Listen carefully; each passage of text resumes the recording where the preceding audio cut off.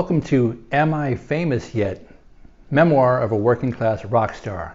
This is chapter 21 called Seriously Man, You're Fired.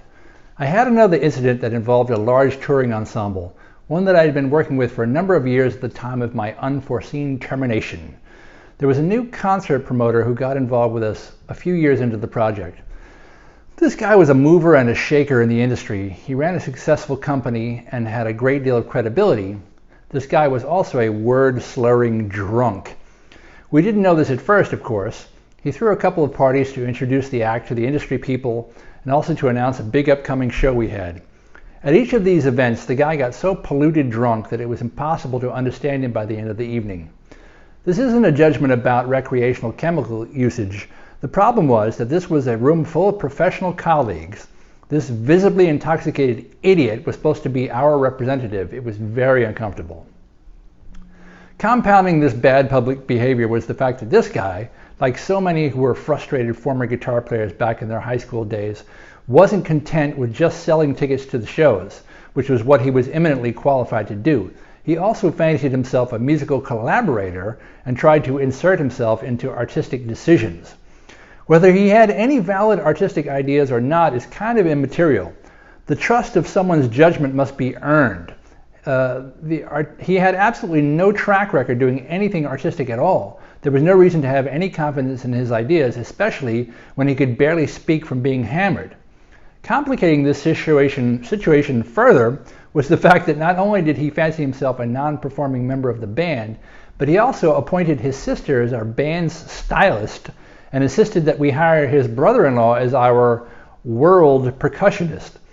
The sister had been stylist on a few rap videos that in no way resembled anything we were trying to look or sound like. Oh, and she was also a raging drunk. I guess it ran in the family. The brother-in-law was a rock drummer who held a world record for the fastest single-stroke drum roll or something goofy like that. Yeah, good luck with that skill set, kid. That doesn't make you qualified in any way to play hand drums or world percussion. The leader of the band was willing to roll with all of these punches just to be able to have access to the promoter's ticket-selling capability. Fine, understood. When we did our first gig under this new arrangement, I was already fed up with the new hangers-on before we even arrived. I decided to keep to myself, stay out of their way as much as possible, do my job, get paid, and go home. It was decidedly a less cheerful situation than any of the previous gigs we had done without this guy and his nepotism, but I was resigned to the reality of the situation. It kind of went fine, too, until the very end of the evening when I had to get paid by Mr. Drunky McDrunkington. He wrote me a barely legible check for only 2/3 of my previously agreed upon salary.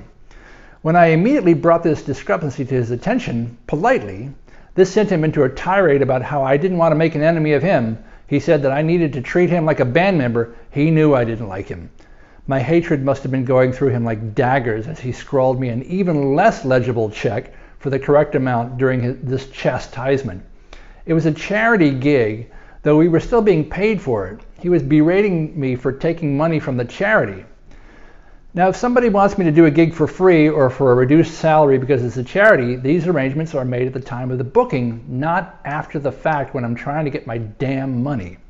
As far as I was concerned, he was wildly disrespectful to me.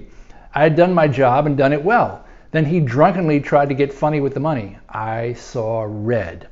I complained bitterly about it to the band leader. I told him that I couldn't remember feeling so professionally denigrated in my entire career as I had been whilst being admonished for bullshit by a lush who couldn't even stand upright. The next day, the bandleader emailed me and told me to take all future bookings with this group officially out of my calendar. That was his way of firing me. Apparently, when it came down to it's him or me, even though I had made no such stipulation, the bandleader chose the promoter over the bass player. From an economic standpoint, he may have been right. From a human standpoint, there should have been a much longer walk from being a trusted collaborator to being fired. After digesting this news for a few minutes, I wrote back to the bandleader and said some words that I will forever regret to the end of my career. I said that I was sorry.